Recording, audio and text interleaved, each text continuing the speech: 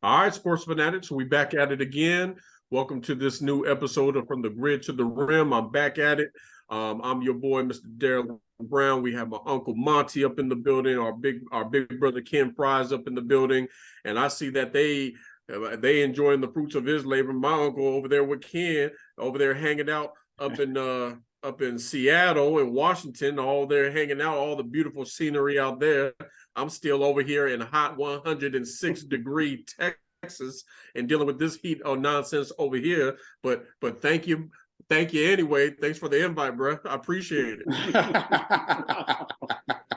it. Bro, I'm sweating over here, bro. This heat over here is ridiculous. Man, I don't even know if y'all ever saw this meme. I was on I happened to check my Facebook one time and I saw this meme where they had the sun over here, they had Texas right after the sun, and then they had the earth. it was pretty funny, man. I said, well, it ain't that far from the truth. So I mean, the heat out here in Texas is no joke right now, man. It's no joke. So y'all keep us in prayer because we going through it over here, boy. We going through it. When the governor asks you to start conserving some energy after a certain time, you know it's a problem, bro. we gonna start having rolling blackouts before we know it over here. So y'all keep us lifted up in prayer while they enjoying that beautiful weather and West Coast sea weather over there in beautiful Washington. So y'all have a ball. I'm just gonna stay over here on my little heat index. So y'all have a ball over there. But anyways, we'll go ahead and get drafted. We'll go ahead and get right to it. We're going to touch on a couple of points, some points that we want to play a little bit of catch up. Of course, one of the big news the past couple of weeks was Ja Morant, and then we also had the NBA and the things that came handed down, the suspensions that came down for Ja Morant. We already knew what was coming. We just didn't know what it would how steep the impact was going to be. So we'll touch on that briefly. We'll talk about the NBA draft, some of our thoughts about the NBA draft. Also, maybe touch on a couple of trades and maybe this new NBA flopping rule to see how this is going to impact our league moving forward. So that's just a few topics we want to just kind of touch on today's episode. Well, with that being said, let's go ahead and touch on Ja Morant. So Ja Morant gets, I believe, if I'm not mistaken, correct me if I'm wrong, a 25-game suspension handed down from the NBA and his league for the apparent alleged gun incident that happened for a second time, if I'm not mistaken. And so we knew that it was either going to be double, triple, or some people predicted it was going to be half a season. Some people said they were going to come strict enough to maybe suspend them a whole season. But the ruling came out 25 games, if I'm not mistaken. And so what are y'all thoughts on it, gentlemen? I thought it was right on cue. Because the first time he got the 8-game suspension right before the playoffs, and of course they still made the playoffs. That did kind of hurt them a little bit though, because that could have affected their seeding. Him being out 8 games. I thought it was on cue for a second incident, alleged incident, because they got to do something more than 8 games. Because like we were talking about last show, Duwayne, and we talked about this. When was this me and you doing the show? Like Stephen A. Smith said, it was just months ago, not like years ago. It was just months ago. So he kind of did the same thing twice in a very short time frame. So that's kind of the interesting subject, is like what's going on with it. What's he thinking about? But like we also mentioned, I hope Ja Morant figures it out, because he's a great player and he could be the face of the NBA, like we've all mentioned. So I hope he figures it out. I hope this time the 25-game suspension, something clicks in his head and he starts kind of getting it together. But I'm okay with the 25 games. Some people want more, but I think 25 games is more than enough. Because you got to figure that's a third of the season. So the Memphis Grizzlies have to figure out a way to keep their heads above water during these 25 games, so they don't get too far in the hole, going for the playoff race. So that's my take on it. What's your take, Monty? Yeah. 25 games is good. Me personally, I expected half. Not saying I wanted it to be that much, but I knew the punishment would be harsh, and 25 games is harsh.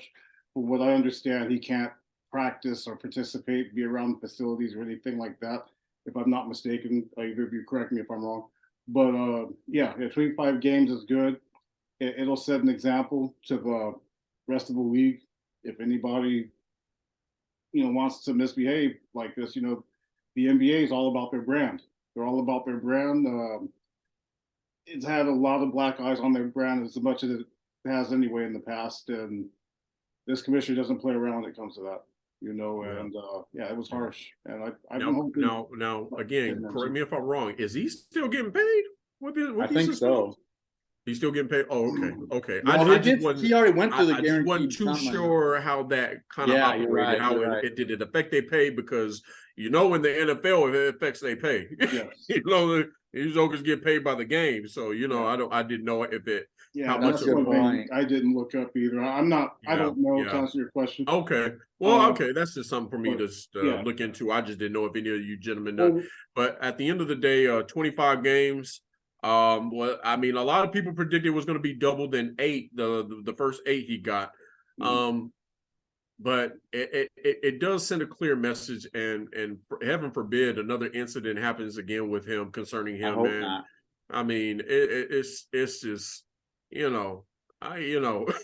like the NCAA almost handing out the death penalty, man. You know what I'm saying? That's like, I really hate it for him though. On the real, I just hate it for him because I think we all see the talent and the skill level this joker has, man, and he's an elite type of player, man, and it's like, it goes back to talking about watch the company you keep, all that stuff. And I know, listen, we all been there. We all, have different backgrounds and things like that. But man, it's just like you have everything. You got everything going for you. You are the face of so much going on, man. And it's like, I mean, what more do you want? You got endorsements. You can be a supermax player. I mean, I don't know what else does he want, man. I mean, it's just, and it's a gift and a curse. Social media is a gift and a curse. It could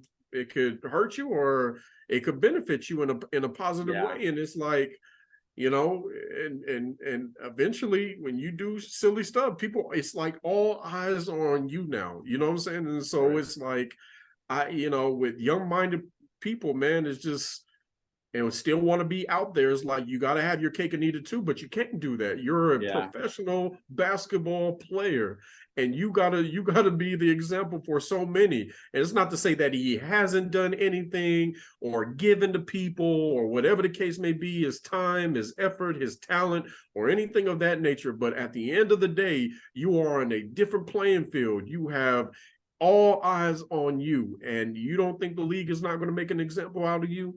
Come on, bro. I mean, you got to do better, bro, because I want to see you win. And I believe he will win. If this 25-game suspension doesn't wake him up, I really don't know what will. But I sure would hate to see a waste of talent like a Ja Morant, who could really pretty much beat anybody. I mean, I think like I said in one of our episodes before, man, I mean, I look at him as a cross mix of Allen Iverson and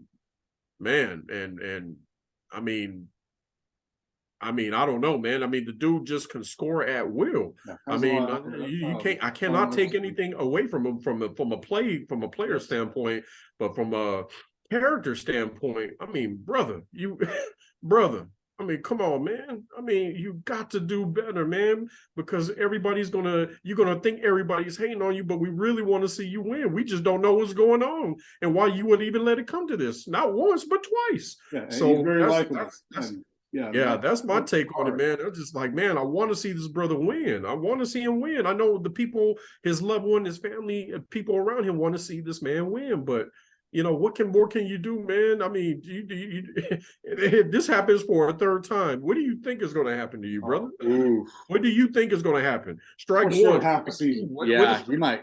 That's for sure half the season, maybe a whole indication of. I think a ban from the league or a year ban potentially. I don't think he'll be banned permanently, but I think permanently. I mean, because you ain't getting it. You ain't getting it. You know what I'm saying? And I don't want to see nobody. If you earned the right to play in the NBA, if you earned the right to play in the NBA, why would you do this, man? I'm not saying that we're not privy to making mistakes, but you have it. You have that it factor, bro. You have it. You got every amazing skill to be potentially on the route Mount Rushmore, maybe. Who knows? You know where your career could lead you.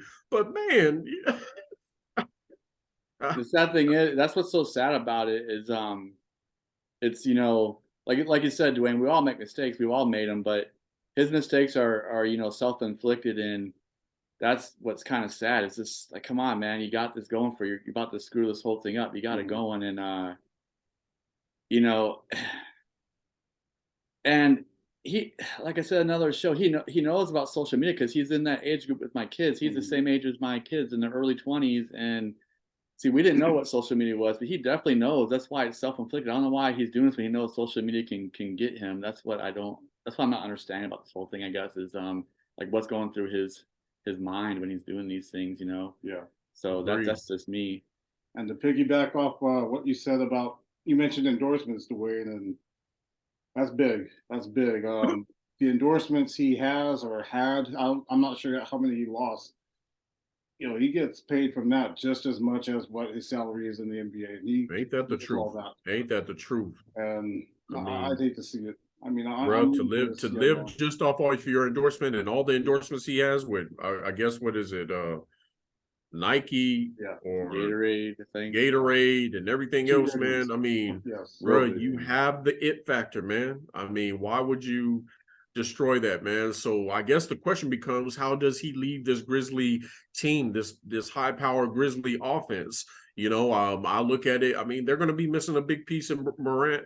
But it doesn't see, if they keep their core together against the majority of their core together, they should still do fine without him. I mean, with Steven Adams probably coming back from injury and a couple other players coming back from injury, and you know, this means a bigger role for Desmond Bane.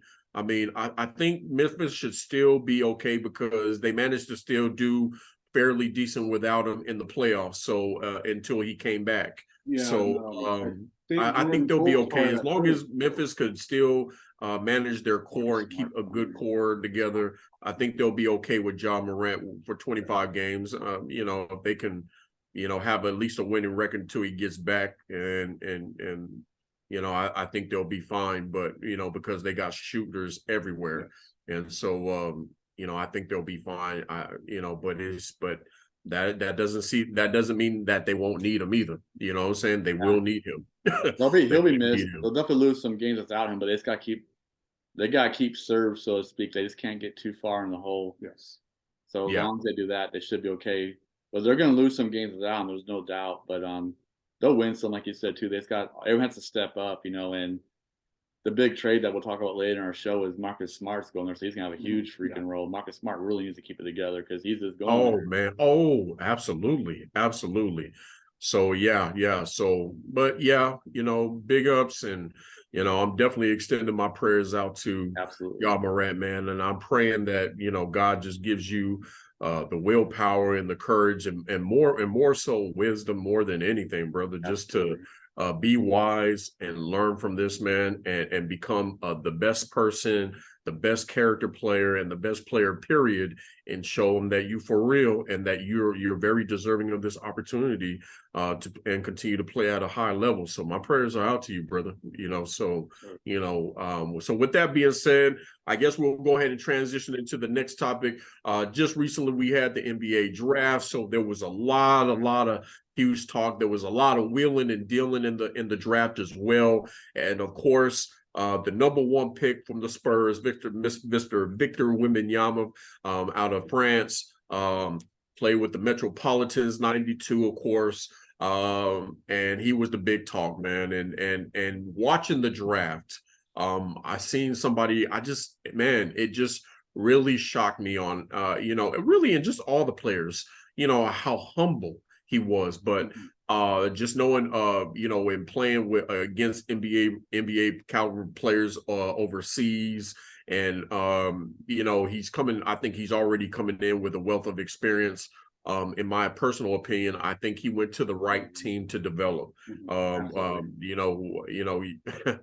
know, how can you go wrong with the coach, with the Spurs, So, I mean, it's just, I think it's just going to be a good fit to bring Spurs back on the rise. And so, man, I just can't say enough good things.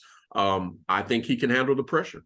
I think he's going to be able to handle this pressure. I think he was ready for this. I think he was built for this. And I think he's going to go full blown. But I think he'll just have to adapt a little bit. But going to a well-ran Spurs organization, will definitely help him in that transition as well. Yeah, I think he's gonna be legit. But I want to ask the viewers real quick before I get into my thoughts. What's your thoughts on Victor? I can't say his last name. It's hard. Wembanyama. But what do you guys think? Do you think he's going to be a bust? Do you think he's going to be a real deal? I think he's going to be the real deal, like Duwayne said. I think he's going to be the real deal. I think he's going to be the real deal. I think he's going to put Spurs back to put him back on the map. A contender. You know what I'm saying? I give it 2 or 3 years to start really seeing the fruits of the labor. Right. But that doesn't mean he ain't going to have already Rookie of the Year potential. I think he's probably going to be number 1 in the rankings. Yeah, he could be. You know what I'm saying? Because he's going to start right away. Yeah. He's going to start right away, and he's going to be sure what he can do. So I think in 2 to 3 years, and if Spurs can wheel and deal and put some people around him, they have a pretty good young core, that can score. And addition of him and maybe a couple of veterans, who knows what's going to happen now that the free agency is opened up and stuff like that, and people are already willing and dealing. I think in 2 to 3 years, we'll start to see that. We'll start to see him really shine then. So yeah, I think he's the real deal. I don't think there's no bust coming out of him. Not when you play with him. Yeah, I'm with you 100%, Duwayne. I think the one thing that's going to help him that you allude to is he's not coming straight out of high school, and he's been playing, professional ball in Europe, and Europe is getting, European players are getting better and better. Not like they were 30 years ago when we went to the '92 Olympics with the first dream team. Ain't that the truth? Killing everybody. Like, they're getting better, and they have one thing that other commentators and pundits were saying too during the Denver series, and this goes to Victor Wenbanyama also, is like how the European players like Luka Doncic and the big man, the Joker for Denver Nuggets, and now Victor Wenbanyama, like, they're coming in with maturity, with playing like professional ball, like 16, 17, 18 years old. They just seem to have a certain level of maturity that of course not every player, but some American guys don't have in college, because they're still in their college years, like I was, like, hey, I know what I was doing in college in that time frame of my life. So they just seem to have like a different mentality, I guess you could say, because they've already in the pro circuit. So they just already experienced some stuff that the college guys in the United States quite haven't experienced yet. Maybe that's just what I'm thinking. Yeah. They the reason why they have that mentality is because they're already playing with grown men from jump, from 10 years old on, 14 years old, what have you. They're already playing with grown men, so they're going to come into the NBA with that mature mentality, couple years ahead of the American players, on the maturity level. Some on the skill level, maybe, but for sure on the maturity level. But the skill's getting better and better, like we said. Not quite as good as the United States, but they're getting close, man. Right. United States guy has to fight for those gold medals. Now they're not blowing teams up by like 40 points anymore. Right. Oh, yeah. My take on whether or not he'll pan out, I think he will. He's something that we haven't seen before. He can dribble. He can shoot. He can pass the ball. All three. He can play defense. I believe the worry why people do not believe he'll make it. We've seen the minute balls. He was okay, but not very good. Sean Bradley, who was not good. Guys that had that frame, tall, 6'7", 6'6". Well, there's over 7 feet. Yeah. 7'6", 7'7". It's really skinny. Yeah. Coming into the league thin, and not really panning out. But no, this is something we haven't seen before. That guy that has all of those skills. Is he going to get bigger? No. But did Kevin Durant? Not really. He put on a little bit of weight, but not very much. He's still thin. this guy will put on some weight. He'll get stronger. He will get pushed around a little bit his first couple of years, but he's got the skills to remedy all that. I mean, frankly, I don't know how they're gonna guard this guy.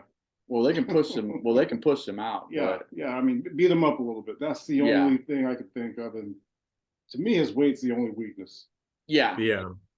I agree. So, No, I agree. I mean, from what I've And seen, I mean, he couldn't have landed with a better coach in Greg Popovich, man. I mean, with his experience with working with foreign players, man. I mean, absolutely. I mean, it looks like a match made in heaven, pretty much. I agree. And he has really good role models too. Like, I saw a Facebook meme post, about how he's like, what better role models to have, like Tim Duncan, David Robinson. Yes. There was a picture of all of them together. Manu Ginobili. I'm trying to tell you, man. It couldn't have. I don't think it could have been a better fit. You know what I'm saying? I don't think it could have been a better fit. So, congratulations to Victor Wenbanyama. Yeah, he's humble. Like we also said, I like saw his humbleness. Yeah, absolutely. Very humble spirit about him. So we also saw some other draft picks, such as Brandon Miller go to the Hornets. We also saw SCoot Henderson go to the Blazers, and everybody's wondering how that's going to work out. Will Dame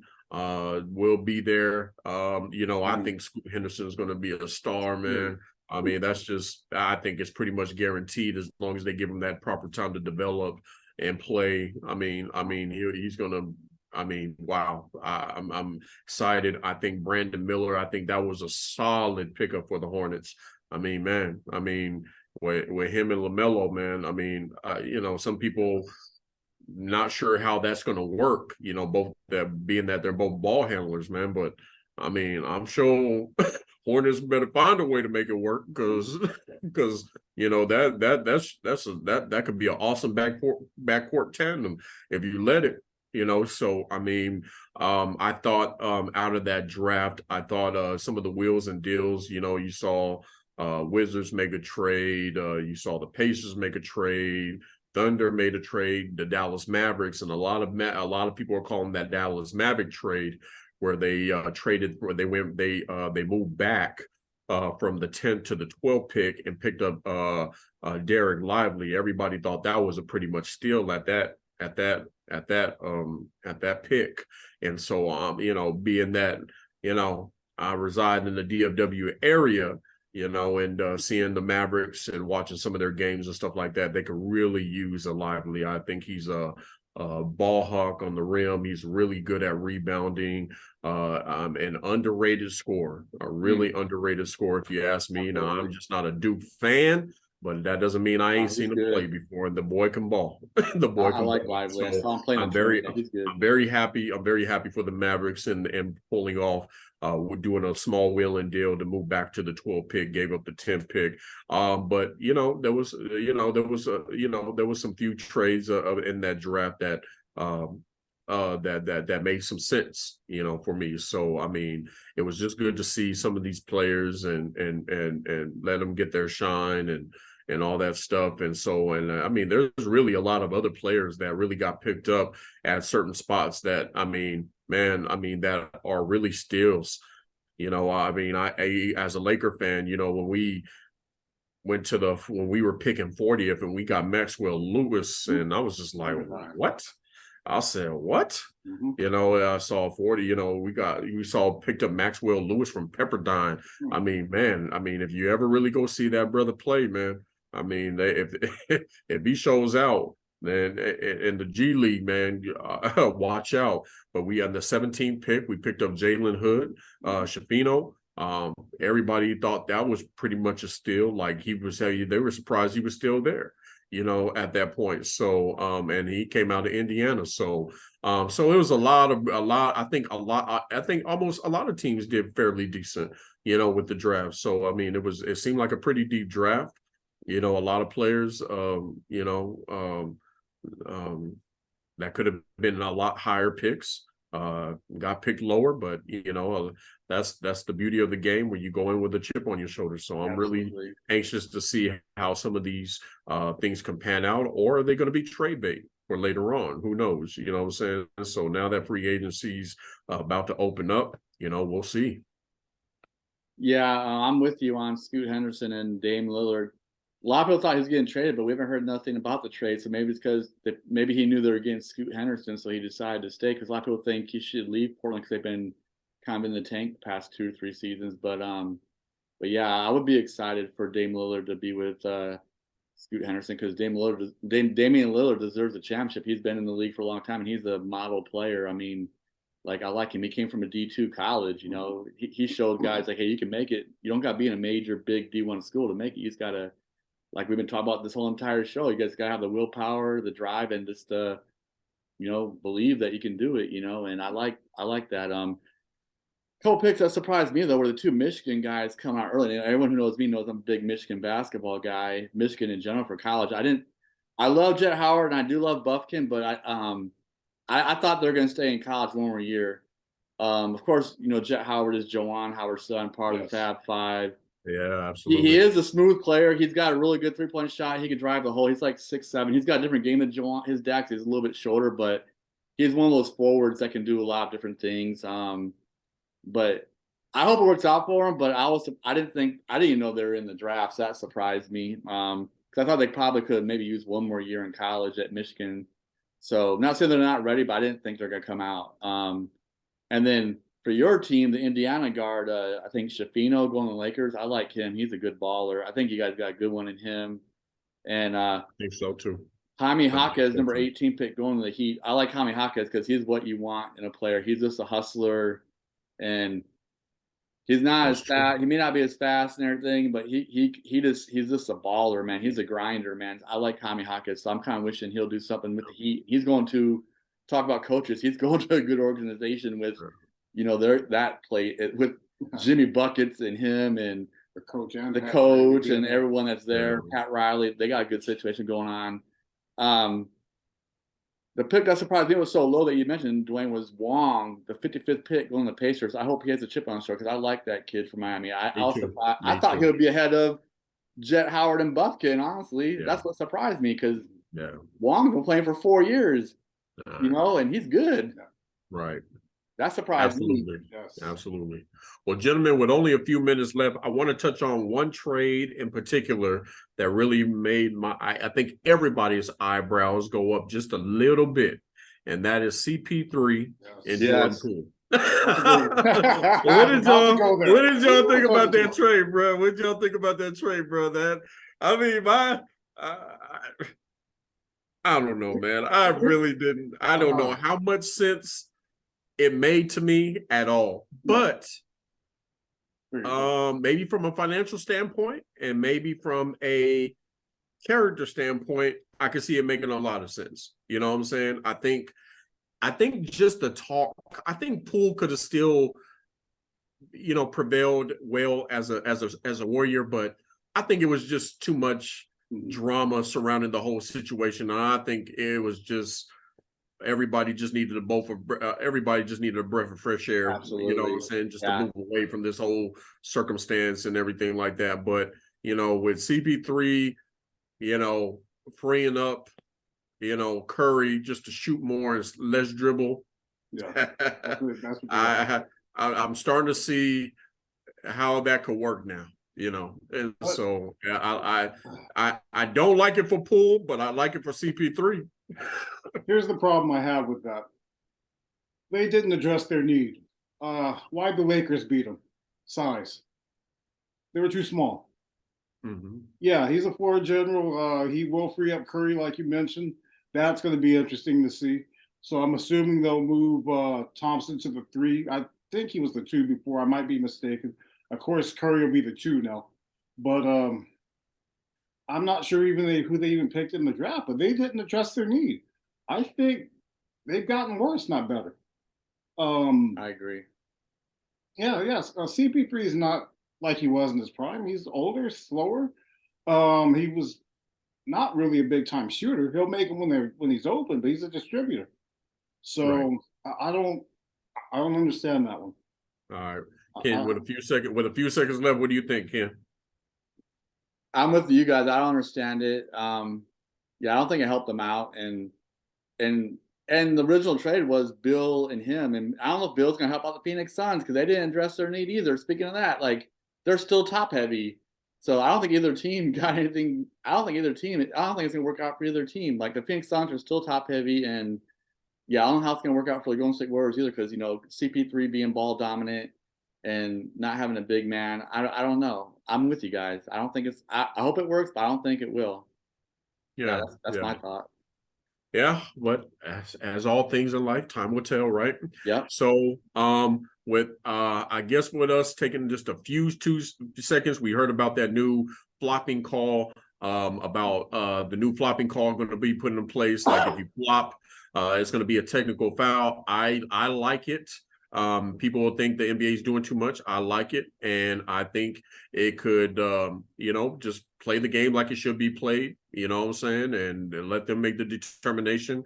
And I think I like it for this season, but we'll see what the CBA says and see how it plays out. But I kind of like it just to see how it goes. I don't think it's necessary to put a rule in for it. I say just don't call it. If you think it's a flop, don't call it. Okay. I think it should be in, but they're trying it in summer league first, so we'll see what happens with the summer league and if they get it into the NBA in the fall. So we'll see. Okay. All right. Well, we'll see. Well, ladies and gentlemen, as always, we love being with you and loves talking sports. This wraps up this session of From the Grid to the Rim and everything in between. Again, please hit that like button, subscribe to the channel. We love to bring you more content